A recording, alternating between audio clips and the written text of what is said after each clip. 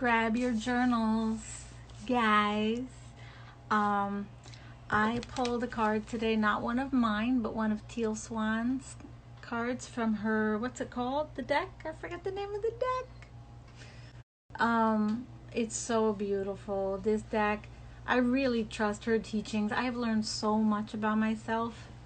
Oh yes, and like my triggers and my boundaries, and Teal Swan's work has really, she's a visual artist too, really amazing healer and teacher about discovering yourself. And I pulled a 7-card spread today. There's so many I want to share with you, but I'm not going to sit you through the whole long thing, but I'm going to read to you from this one. I want you to get your journal because this is the kind of, it has questions, and they're exactly the kind of questions that so I'm going to read the parts I wrote down from this one, but there's so much. So this one, the higher purpose card I got in, I think I got it in reverse. And this is what it said. There was a little intro, and then it said, be brave enough to acknowledge and accept what you feel truly passionate about. What is it that makes you feel happy? Now, I know you know, and I know what makes us feel happy, but guys, so often we do not stop and give attention to defining with words, to closing our eyes and feeling into that happiness. See, I get all goosebumps when I talk about these things. Commit 10 minutes, 5 minutes to a piece of paper to kind of concretize. What is it that makes you feel happy? We're going to keep going. What makes you feel passion?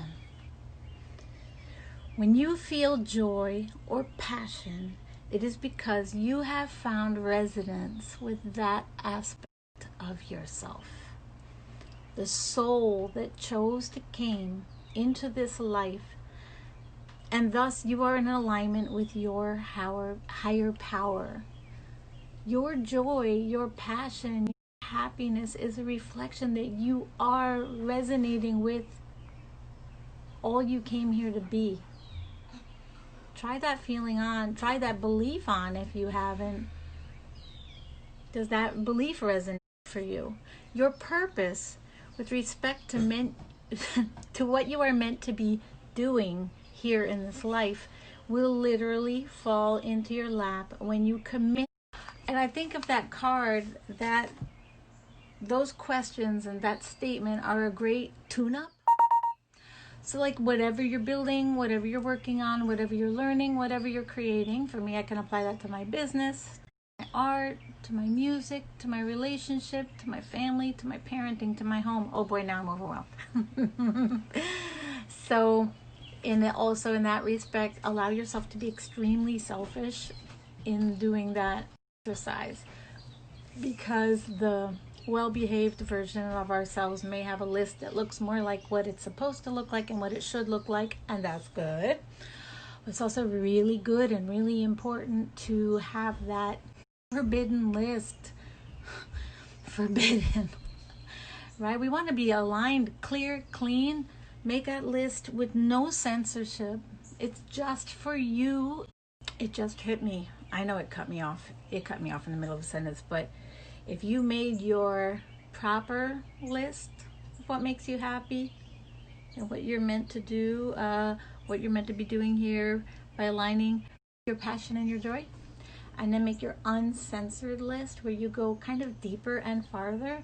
I think that's something I do so much with my students is first you have your comfort zone, but on the edges of you, when you allow yourself to venture out beyond where you usually stop, it's very rich. Information is also very rich too. So I was going to say, make your proper list, make your uncensored list, and notice how they are different, where they are different, and take a little time to meditate on why they are different, and just acknowledge and intend that your true desire can become more aligned.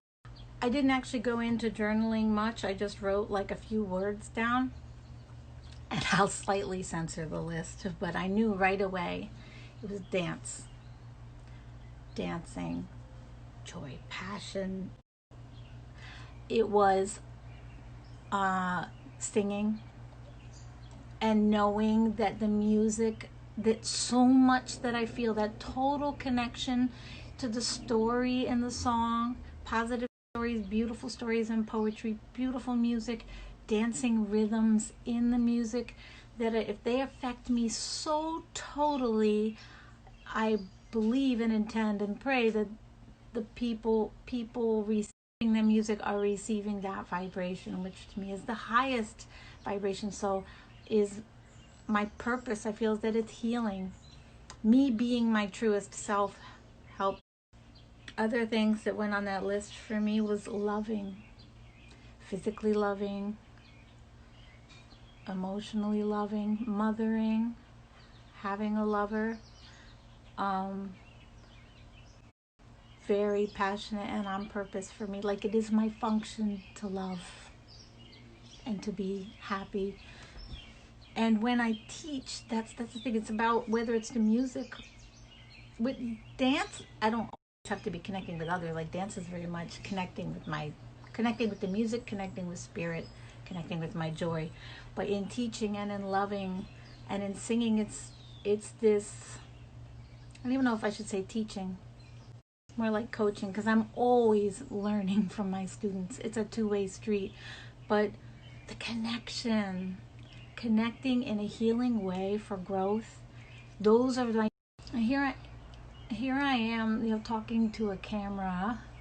No one's really here, but I feel like I'm talking to you, and I still already feel the power that I just wrote down those things and now said them out loud and shared them with you.